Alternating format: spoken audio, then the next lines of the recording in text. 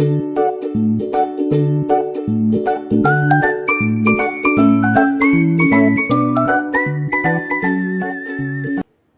mga kapapa, so kumusta kayo? So, welcome back ulit sa aking channel. So, kung hindi ka pa nakakapag-subscribe, so make sure nakasubscribe ka na sa aking YouTube channel. At huwag mo rin kalimutan na i-like or i-share ang video na ito. Okay? So, yan.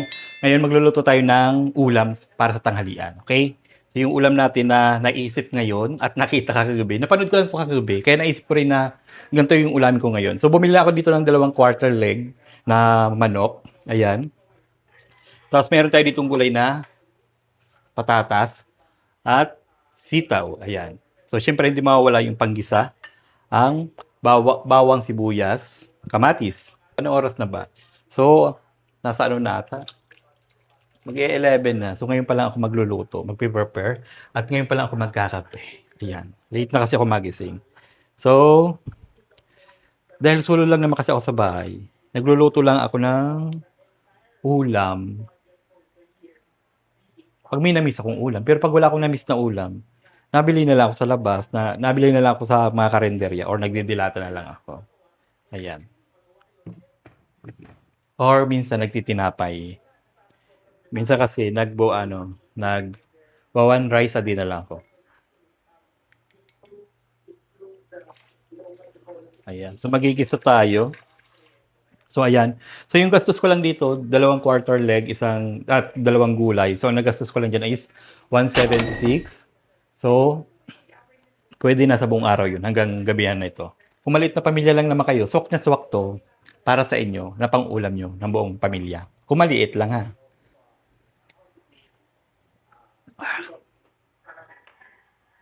So, gagayat muna tayo dito ng sibuyas at bawang.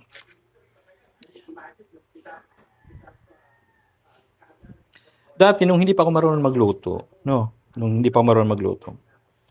nagtatanong ako, ba't kailangan pa ng bawang at sibuyas? Eh, hindi naman kinakain yan. Diba? Hindi kasi ako nakain ito nung bata pa ako. Pero nitong marunong ako magluto, doon ko lang na-appreciate na kailangan ng bawang at sibuyas pag nagluluto. Kasi masarap. Diba? Kasi pag mga bata pa kasi kayo, kasi nung mga bata pa kasi tayo, masilan tayo sa lasa, diba? Pero ngayon, alam na natin yung lasa, hinahanap-hanap na natin. Diba? Kaya dapat, habang bata pa, marunong na mag-appreciate ng mga kinakain. Halimbawa, gulay, ganun. Kasi maraming bata ngayon na hindi kumakain ng gulay. Once na sanay, na hindi napakain ng magulang, ganun. May mga bata naman na marunong kumain ng gulay. Yun ay dahil natuturuan ng magulang na kumain ng gulay. Medyo pause-pause ako. Parang na-pause-pause ako ngayon na. Yan. Dikdikin lang natin itong bawang. Saka yung bawang, dapat lagi kayong maraming maglagay ng bawang pag nagluluto. Kasi nakakatulong itong bawang sa health nyo. Lalo na sa mga high blood. Yung maliit na fan ko, pinatapon ko na. Kailangan ko pa pala yun. Bumili kasi ko ng isang pan. Tapos pinatapon ko ng isa kasi medyo gas-gas na yung yung parang gas-gas na. Ang tagal na kasi sa SM ko pa nabili yun. Pinatapon ko na. Tapos hiningi na lang. Imbis na itapon, hiningi na lang ni Owet. Gagamitin daw nila. Kailangan ko pa pala yun. Eh yung nabili kong fan, malaki siya. Sabi ko, sobrang laki naman. Tapos ang nipis pa. Kaya ayoko nang manipis. Parang hindi ako nagandang sa quality pag manipis na pan. Di bumuli ulit ako ng isang pan. Yung isang pan na una kong nabili, ang ginawa kong ihawan. Doon ako nagpapabaga ng apoy. Doon ako nag-iihaw. Kasi wala na rin akong ihawan eh. Kung mayroon kayong luya, pwede kayong maglagay.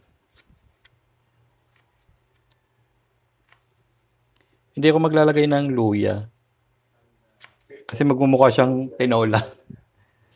Kasi yung luya, pang patanggal lang naman ng ng langsa. Ayan. So, magsisimula na tayo. So, kunin mo natin yung pan sa labas.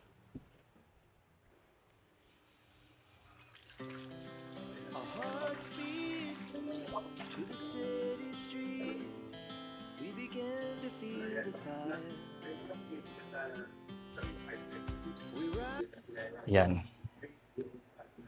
Kape-kape muna tayo.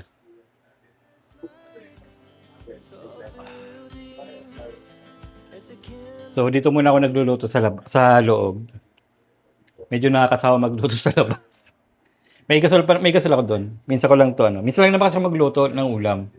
Kaya dito ako magluluto. Yung gasol ko nga inaabot yun ng 6 months. 6 months. Tulad nito, ano ba dito? March, April, May. May, June, July, September, October, November. Oh, di ba? Yung gasol ko nabili ko nung, ano ba to? March, January, February, March, April, May. May. Ano, May 2, 2025. O ano ng date ngayon? November na. Mayroon pa rin laman. Di ba? Ang tagal. Ganon katagal maubos yung gasol nyo pag bihira na kayo magluto. Kasi yung sinaing ko is rice cooker naman ako nagsasaing. Yung ulam, pa nagluluto pa ako ng ulam, gusto ko lutong-luto yung karne. Ayoko nung mabilisan. Gusto ko yung naaagnas na yung laman. Kasi pag pinilit mo yung ano, kasi pag nagluto kayo ng karne, 'di ba? Pag malakas yung apoy, ang tendency ng karne, yung texture niya, yung parang na siya nag-shrink. Alam mo yung kamo, pag ginanto mo, parang titigas yung laman. Luto siya pero matigas. Pag niluto niyo sa mahinang apoy or slow cooking, andun yung ano, yung lambot, yung tenderness ng karne. So dito sa ano natin, sa binili nating ano, tawag dito. Dito sa electric stove, so ang consumo lang daw nito is 200 a month. Pag araw-araw mong ginagamit. Hindi ko naman araw-araw ginagamit to. Siguro nagagamit ko lang to 3 times a week. Tapos yung 200 a month, ang capacity niya is 5 hours. So hindi naman ako nakakapagluto ng 5 hours pag nagluluto ako. Siguro mga 2 hours lang, ganun.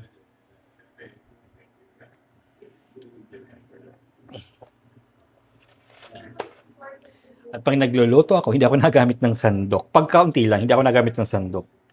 Mas gusto ko kutsara. Alam niyo kung bakit? Para mabilis na hugasan. So, mainit na yung ating pan. Lagay tayo ng mantika. Napadami.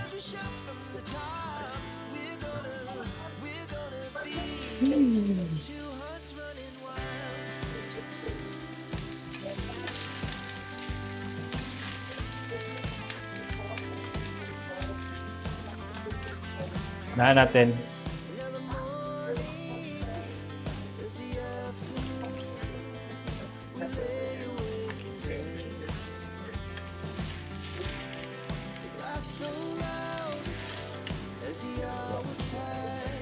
Dapat pala inilagay ko muna yung yung taba ng manok bago ako naglagay ng mantika kasi nagmamantika siya eh.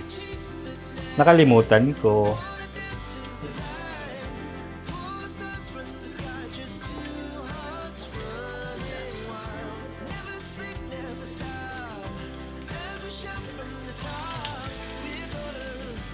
Lagyan natin yung bawang.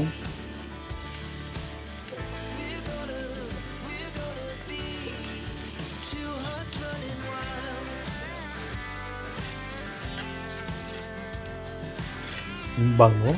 Naamoy niyo yun. Siguro alam niyo na yung amoy, di ba? Yung panagigisa kayo, amoy manok, tapos bawang. Ganun yung amoy.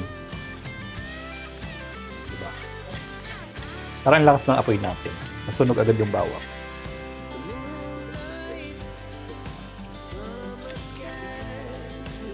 Hindi naman. Lagyan natin yung sibuyas.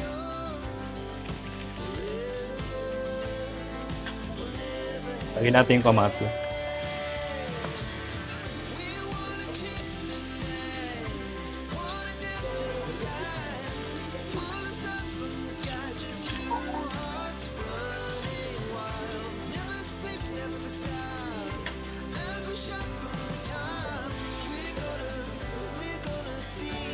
Lagay tayo ng asin.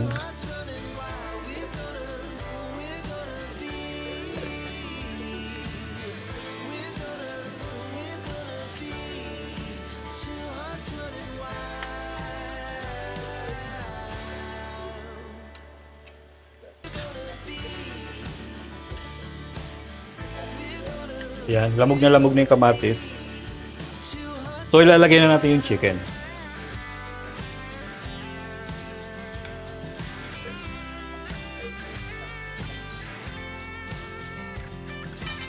So, cover muna natin yung niluluto natin. Takpan muna natin. Ayan.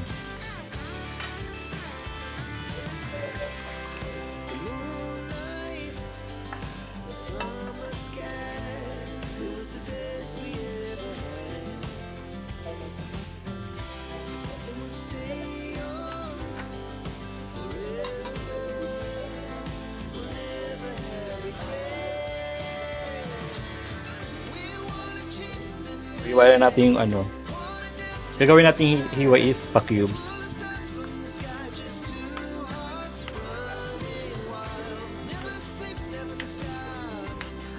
Yan, tapos na. Kuha lang tayo dito ng chicken nor cubes.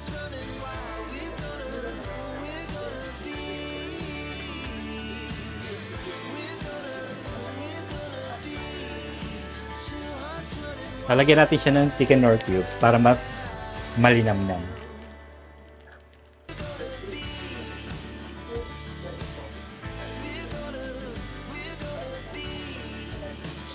Para kapit na kapit yung lasa.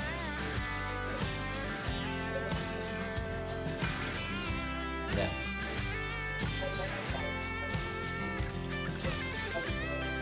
Maglinis muna tayo ng ating mga nagamit.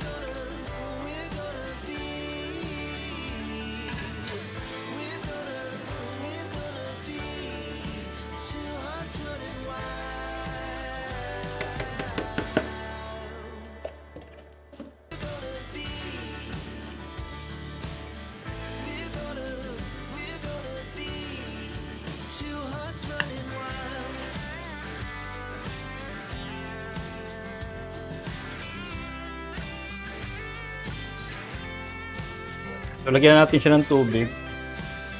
Yung tubig natin is pinakulaan na to. Ayan.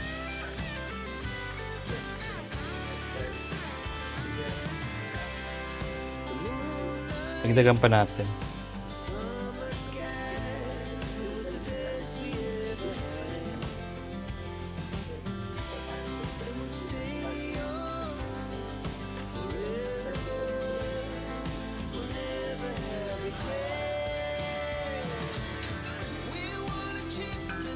Once na kumulo na to,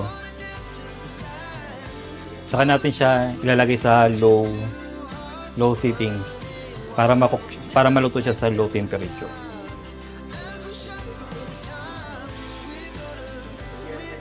Ilagay na natin siya ng sabaw.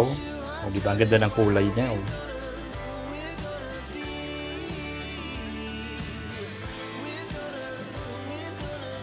Kulong-kulo na siya.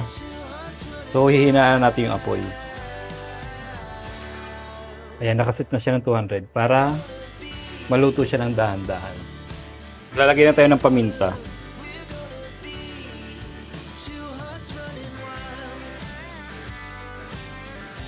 Ubos natin yung paminta. Tapos, lagay ko na rin yung sayote. Unahin natin yung sayote. Luto na yung manok eh. Niguradong makaparami naman ko sa kanin. Pero magka 1 cup rice lang talaga. Ito yung sitaw natin.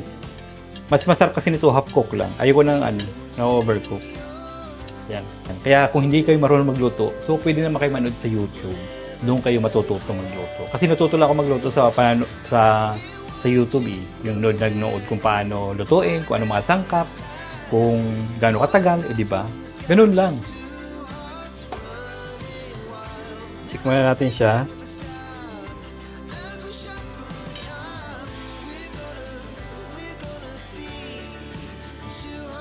Sarap. So, maglagay tayo dito ng counting magic sarap.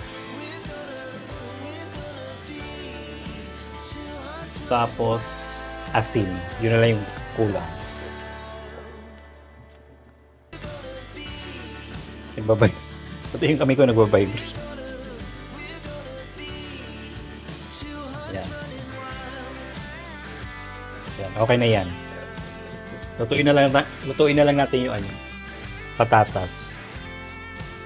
Yan. So, ilagay natin yung sitaw at luto na yung patatas. Patatas ba yung sayote? Sayote. Luto na yung sayote. Lagi ako nalilito sa patatas at sayote. Ayan. Sarap nito. So, ayan, nalagay na natin lahat ng gulay. Sitaw at sayote. Ayan. Sarap nito, guys.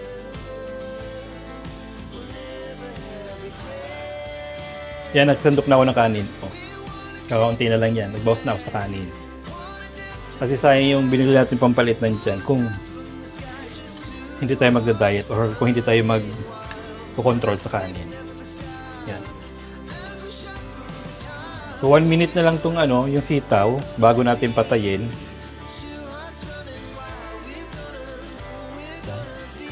So pwede na natin siyang patayin. Naka 1,000 pala siya. Yan. Patayin na siya. Pwede na tayong kumain sa wakas. Yan. Oh! Kumain ka na? Anong inulam niyo? Anong inulam niyo?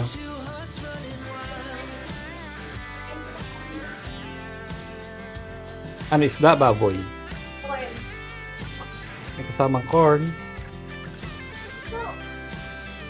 Alin? Alin?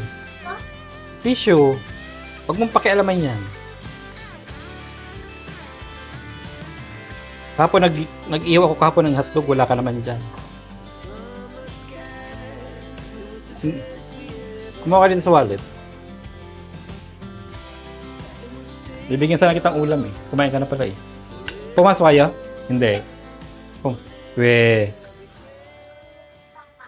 Titikman na natin siya. Pero natikman ko na yung sabaw nito. Ang sarap.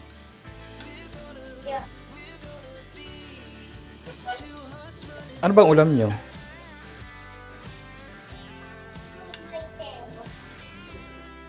Karne? Karne? Minudo? Satya saan? Sarap. Tingin sitaw ko. Half cook lang siya.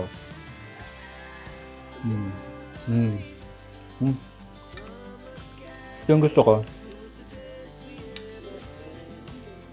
Yung nararamdaman mo pa yung yung crunchy ng katawan ng sitaw at yung buto.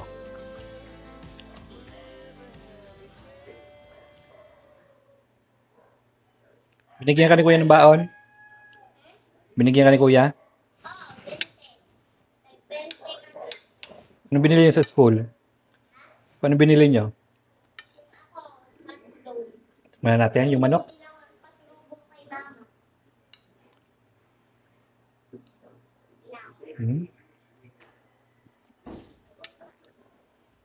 Ayun. Itong gulay. Sarap, guys. Try nyo to. So hanggang dito na lang, guys, kung nagustuhan nyo itong lutong ulam natin ngayon, so huwag nyo kalimutan i-like or mag-subscribe sa aking YouTube channel. Thank you for watching. Bye-bye!